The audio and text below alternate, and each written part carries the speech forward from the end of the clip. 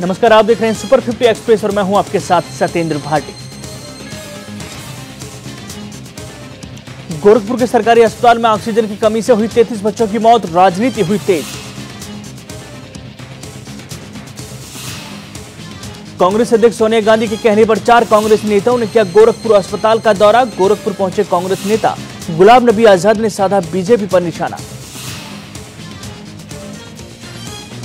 यह घटना गोरखपुर के बीआरडी मेडिकल कॉलेज की है, जहां मरने वालों में 13 बच्चे एनएनयू वार्ड में और 17 बच्चे इंसेफेलाइटिस वार्ड में भर्ती थे। बताया जा रहा है कि 69 लाख रुपए का भुगतान न होने की वजह से ऑक्सीजन सप्लाई करने वाली फर्म ने ऑक्सीजन की सप्लाई गुरुवार की रात को ठप कर दी थी।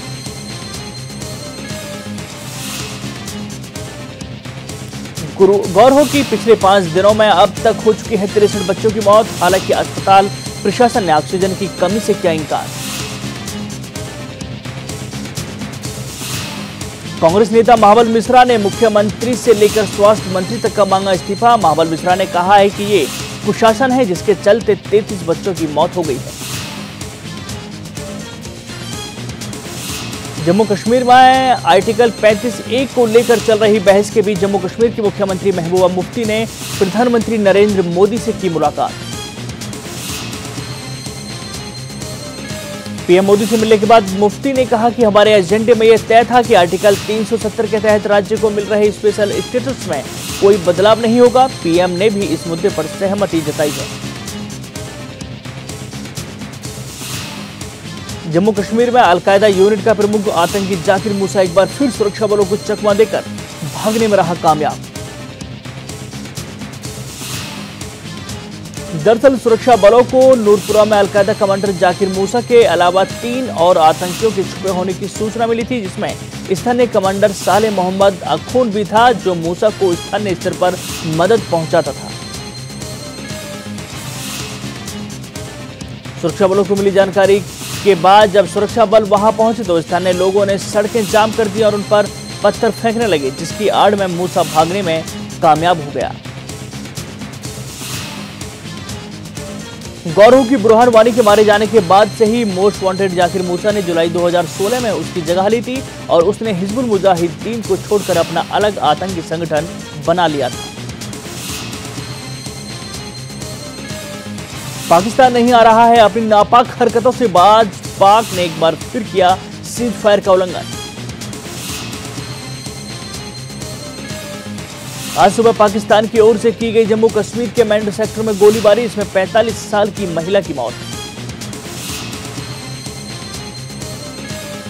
इसके अलावा शुक्रवार रात आतंकियों ने कुपवाड़ा जिले के कालारूस के फॉरेस्ट इलाके में स्थित आर्मी हेडक्वार्टर पर भी किया था हमला। इसमें सेना का एक जवान बुरी तरह जख्मी हो गया था।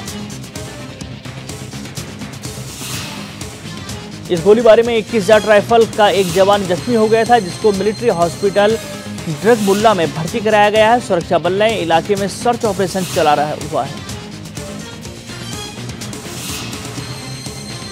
जल्द ही जम्मू और कश्मीर में आतंकवाद के खिलाफ लड़ाई में सेना देश में निर्मित रोबोट्स का इस्तेमाल करेगी।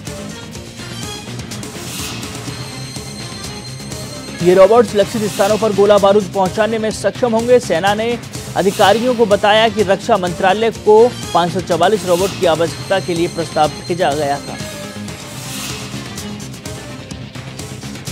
इस प्रस्ताव को मंत्रालय ने स्वीकार कर लिया है। अब इस तरह की मशीनों के स्वदेशी विकास के लिए रास्ता तैयार हो गया है। सेना ने रोबोटिक प्लेटफॉर्म्स के लिए एक मजबूत वकालत करते हुए कहा है कि जिस तरह से जम्मू और कश्मीर की स्थिति बनी हुई है, उस एरिया में ये सहायक होंगे। चीन की धमकियों के बाद भारत ने सीमा पर बढ़ाई और मुस्तैदी, डोकलाम की ओर बढ़े जवान। दरअसल डोकलाम पर चीन के आक्रामक रुख को देखते हुए स्थिति के गहन विश्लेषण के बाद यह फैसला लिया गया। सरकार ने 1400 किलोमीटर लंबी चीन भारत सीमा पर सिक्किम से लेकर अरुणाचल प्रदेश तक तैनात सैनिकों की संख्या बढ़ाने का लिया निर्णय। बिहार के मुख्यमंत्री नीतीश कुमार ने संसद भवन में प्रधानमंत्री नरेंद्र मोदी से की औपचारिक मुलाकात। मुलाकात के बाद बोले नीतीश कुमार, कहा पीएम मोदी से बाद में अगस्त के आखिरी में आकर करेंगे बिहार के मुद्दों पर और भी चर्चा। मिस्र में तटीय शहर अलेक्जेंड्रिया में तेज गति से जा रही 2 ट्रेनों में हुई टक्कर, 41 लोगों की मौत, करीब 180 लोग घायल। स्वास्थ्य मंत्रालय के अधिकारियों ने बताया कि मिस्र की राजधानी काहिरा से एक ट्रेन आ रही थी और दूसरी ट्रेन पोर्ट सैद से आ रही थी। खुर्शीद इलाके में दोनों ट्रेनों की टक्कर हो गई। स्वास्थ्य मंत्री के सलाहकार शरीफ वादी ने बताया कि हताहतों की संख्या बढ़ सकती है। मंत्रालय ने बताया कि दुर्घटना स्थल पर 75 एम्बुलेंस तैनात की गई हैं और सभी अस्पतालों को हाई अलर्ट पर रखा गया है। स्वास्थ्य मंत्रालय में अपर सचिव मागदी हिगाजी ने बताया है कि बचाव दल जीवित बचे लोगों की तलाश कर रहा है। घायलों को एम्बुलेंसों के जरिए सीमावर्ती अस्पतालों में ले जाया जा रहा है।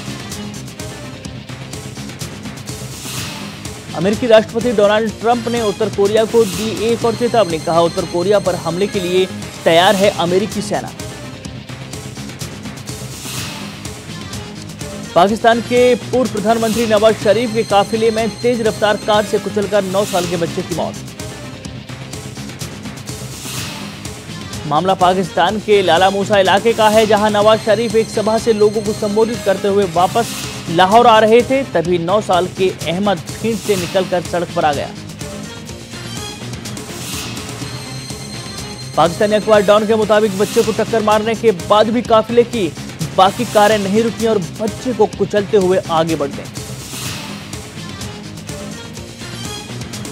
उत्तर प्रदेश के सभी मदरसों में 15 अगस्त को राष्ट्रीय गान गाना हुआ अनिवार्य, वीडियोग्राफी के भी सरकार ने दिया आदेश। उत्तर प्रदेश मदरसा परिषद की ओर से आदेश जारी कर कहा गया है कि राज्य के सभी मदरसों में 15 अगस्त को ध्वजारोहण किया जाए और इस दौरान राष्ट्रगीत और राष्ट्रीय गान को अनिवार्य रूप से गाया जाए। आदेश में कहा गया है कि इस दौरान सभी मदरसों में स्वतंत्रता सेनानियों के बारे में बताया जाए, शहीदों को श्रद्धांजलि दी जाए और खेल कूद का आयोजन भी किया जाए।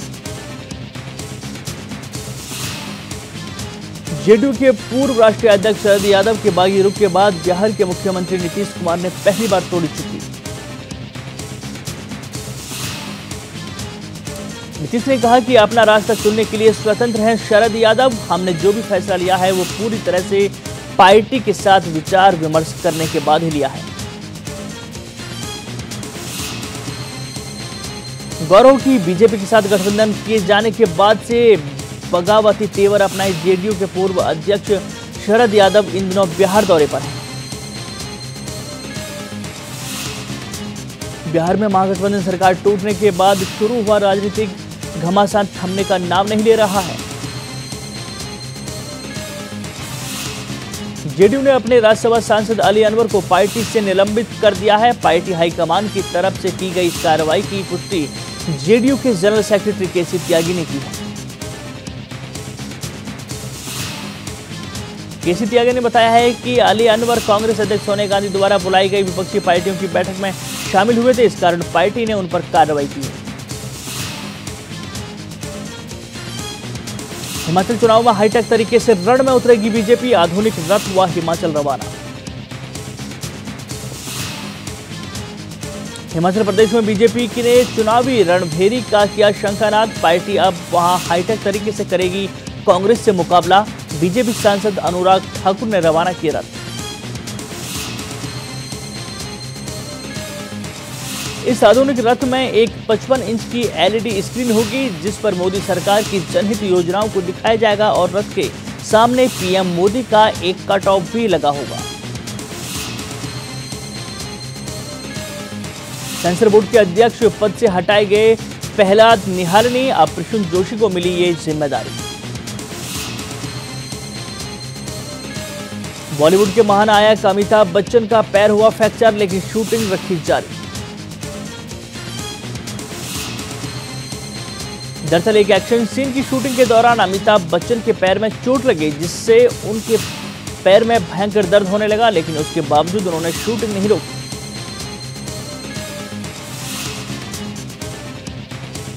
बॉलीवुड अभिनेत्री नेहा धूपिया का चंडीगढ़ में हुआ कार से एक्सीडेंट। लोगों में मची सेल्फी और ऑटोग्राफ लेने की होड़। नेहा के कंधे में लगी है हल्की चोट।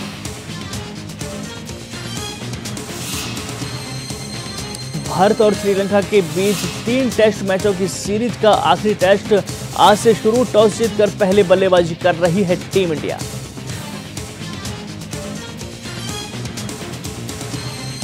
और फिलहाल टॉप न्यूज में बस इतना ही। मुझे दीजिए इजाजत। नमस्कार।